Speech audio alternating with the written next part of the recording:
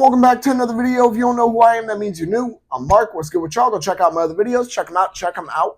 But first, stay on this one. So this video is going to be a bit more of an informative video, not so much kind of opinion-based as well, but not so much of a just rant or, review or anything like that. We're going to be talking about what an MOS model exactly is and should you get one. Now, I use MOS just as a base term to mean optics ready because MOS stands for Modular Optics System. If I'm not mistaken, you're really only going to find the label MOS on Glocks. Now, with that being the case, I really could have named the video, should you get a optics ready handgun or not? But that just wouldn't sound as good. Should you get a MOS model when it comes to any of your handguns? Of course, in this case, rifles, you need specific rails, specific attachments. It's just a whole different situation. But with handguns in particular, it's really just a yes or no thing. So I'm going to give you guys a couple of reasons why you would want to get one. And I'm going to give you, I can only really think of one reason why you wouldn't want to get one. So I'm going to start with the reason why you wouldn't want to get one is that generally speaking, an MOS model is going to cost more than the traditional model. So for example, let's say, Glock, right? You were going to get a Glock 19 Gen 5. If you wanted to get a MOS one, it probably is going to cost you a little bit more. How much more, you may ask? Well, it depends on where you're getting it. It really is just of course, you're going to want to find the best deal. That's, a normal thing. But yeah, so MOS model is generally going to cost you a little bit more. That's the main reason why you wouldn't want to get one. Now, if you have absolutely zero interest in putting a optic on your handgun, I guess it's not that big of a deal if you don't get an MOS model. However, I'm going to give you reasons why you do want to have an optics-ready handgun. So, for starters, the cost of having a handgun milled if you decide to not get an MOS model or an optics-ready model is generally speaking going to cost you more than the difference between your optics ready and non-optics ready models. So you're already going to have to spend more if you have even any interest in getting a dot on your handgun or any kind of optic. And whether you want to admit it or not, if you have even like 1% interest in it, eventually you're probably going to get one.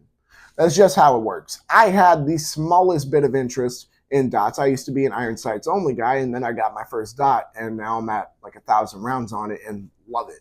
Now, with that being said, that right there already I feel kind of cancels out the one reason why you wouldn't want to get an MOS model because, again, if it's just about cost, if you have even the slightest inkling of maybe I will get a dot one day for this gun, then yeah, you should probably just spend the extra. I've seen some be like $100 more. Compared to, it's probably going to be like $150, $200 if you want to have your slide milled. Now, another issue with that is that unless you are a gunsmith yourself and can do that all yourself, you're going to have to find a gunsmith.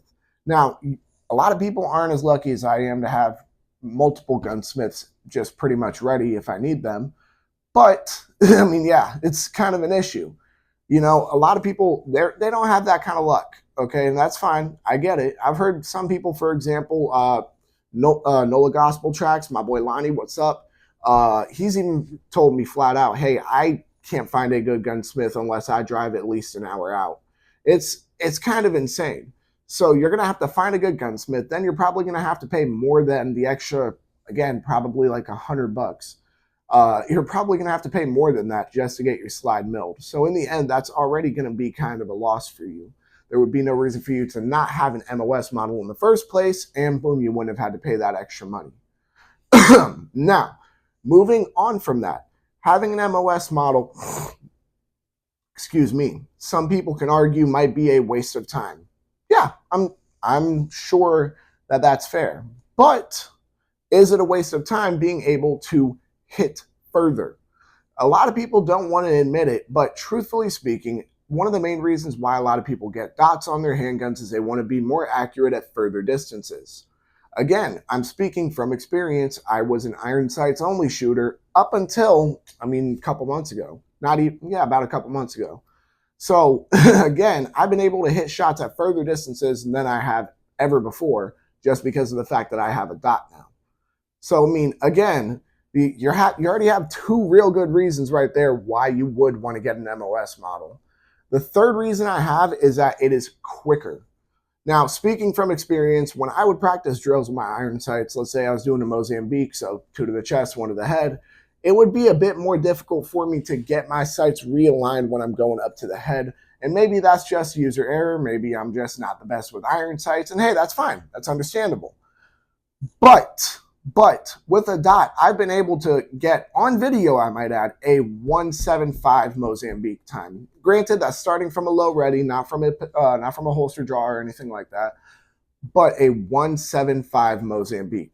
That is a phenomenal time, especially considering I am no professional. I have not participated in any competitions or anything along those lines. So those three reasons themselves, I kind of more so feel like outweigh the one reason that you could have against not getting an MOS model. In my opinion, if you are going to get an optics ready handgun model, I can English. If your handgun is going to be optics ready, if you want that or not, I mean, I feel you would be doing yourself a disservice to not get an optics ready model.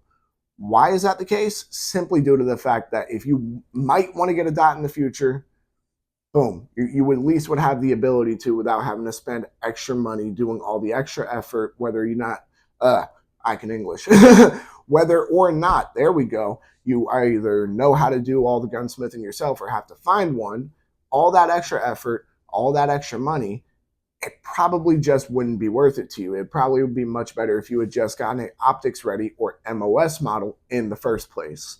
Now, with that being said, I think that about wraps it up for this video. I knew this one wasn't going to be a particularly long video. However, I can also say that, hey, I mean, it's pretty informative. You know, you can hit further shots. I mean, you can be quicker with your gun as well.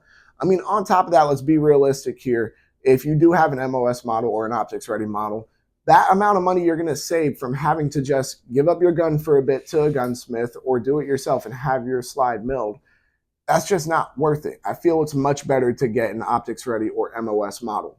With that being said, y'all make sure to comment down. Oh, geez, I almost completely skipped my outro. How rude of me. Y'all make sure to like, comment, subscribe, share, hit that bell. When you hit that bell, hit all in. Whether or not you agree with me about whether you should get an MOS model or an optics ready model. Again, guys, MOS is generally something you're only going to find for Glock.